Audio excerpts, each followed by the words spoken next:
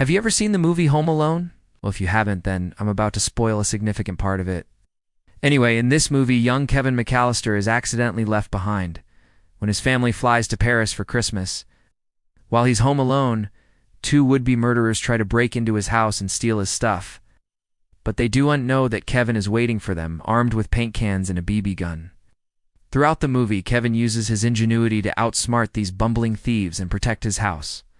And while they never find whatever it was they were originally looking for, they do end up getting what's known as the tarantulas, which are these big hairy things that get stuck to your face and make you scream like a little girl. Well, in this story, there was a kid who also had something hiding under his stairs, and it turned out to be far more valuable than any amount of jewelry or cash. So let's jump in. It all started when a boy named Thomas moved into a new house with his parents. It was a really nice house, with 5 bedrooms and 3 bathrooms, but it was a bit different because it had these stairs that went nowhere. The stairs were located right in the middle of the house and led up to a door in the ceiling, which just looked weird. Whenever Thomas asked his parents about the stairs, they would just tell him to forget about them and not go near them. They even put up a barrier so he couldn't go under the stairs. But you know how kids are. It's because his parents told him not to go there doesn't mean he didn't go there. One day when Thomas was playing, he noticed that one of the steps was loose. He pushed it open with his foot, and it revealed a small hole. He put his finger through the hole and realized he could feel air on the other side. This meant there was a cavity under the stairs. Of course, Thomas wanted to investigate further, used a flashlight, and managed to crawl under the stairs, where he discovered an old metal box.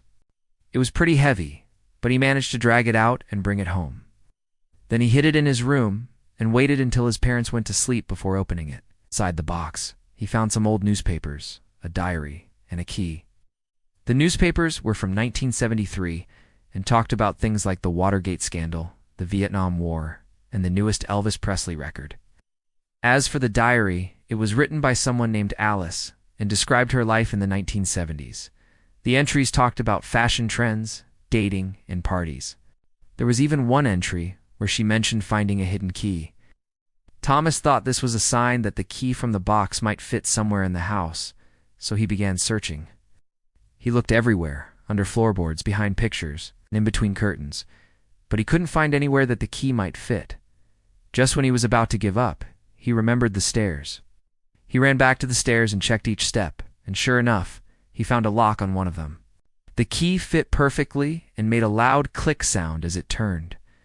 Then Thomas pushed open the door and climbed through. It led to a small room with one bare light bulb hanging from the ceiling. In the middle of the room was a wooden chest with a lock on it.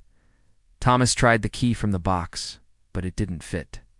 He looked around for another key, and that's when he noticed a calendar on the wall. It was the same one he'd seen in the picture in Alice's diary. He looked at the calendar to see if there was anything written on it, and that's when he noticed the numbers 24 and 27 circled. He thought maybe the numbers referred to the days of the month. So he turned the calendar to December and saw that the 24th and 27th were on a Wednesday and a Saturday. He realized that the numbers might actually be referring to the hours of the day, so he went back to the chest and turned the time on the clock to 10:24 a.m. and 3:27 p.m. The locks clicked open and he lifted the lid. Inside the chest, he found a bunch of old letters, photographs, and a thick stack of cash. The letters were addressed to Alice and were filled with loving words and sweet nothings. Some of them were even love confessions from a man named William, who seemed to have loved Alice very much. There were also some letters from Alice to William, but they weren't as romantic. Most of them were about money and business deals. One of the letters even mentioned something called the Blue Moon Diamond. Thomas wasn't sure what it was, but it sounded important. As for the photographs, there was one in particular that stood out. It showed a beautiful woman holding a baby. The woman was none other than Alice, and the baby was obviously her son. But the most interesting thing about the picture was the background. It showed the exact same staircase that Thomas had found. This meant that the house Heidi moved into had belonged to Alice and her son many years ago. And whatever the Blue Moon Diamond was, it was probably somewhere in this house. Thomas started going through everything, looking for anything that might help him figure out what the diamond was or where it might be. Finally, he found an old newspaper clipping that talked about a famous diamond that had been stolen from a museum. The diamond was called the Blue Moon, and was one of the largest and most expensive diamonds in the world. The article said that the thief had gotten away with the diamond, and that the police had no idea where it was. Thomas put everything together and realized that Alice must have stolen the diamond and hidden it in her house. But why? Why would she hide it under the stairs? And why did she keep it in a box in the attic? He continued searching, hoping to find an answer. And that's when he came across a book on the shelf. It was Alice's diary, and it had been sitting there all along. He opened the diary and started reading, hoping to find an answer to his question. And he eventually found an entry from April 1976, which read, "William is getting suspicious. Thinks I'm after his money again, but I'm not. I just want to buy a house and start a new life. I found the perfect place today. Got these strange stairs that lead to nowhere. I think it'll be perfect for hiding the diamond."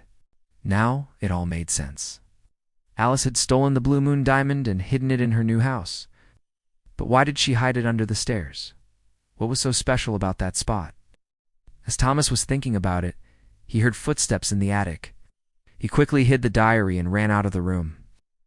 When he reached the top of the stairs, he looked back to see a man coming towards him. It was his dad. Thomas froze, knowing that his dad would be furious if he found out what he'd been doing. His dad stopped in front of him and asked, "What are you doing here?" Thomas lied and said he was just taking a nap. His dad didn't seem convinced, but he didn't press the issue. Instead, he just shook his head and walked away. Thomas was relieved, but he knew he couldn't stay in that house. Not only had he discovered a secret hiding place, but he'd also learned that his parents were involved in something illegal.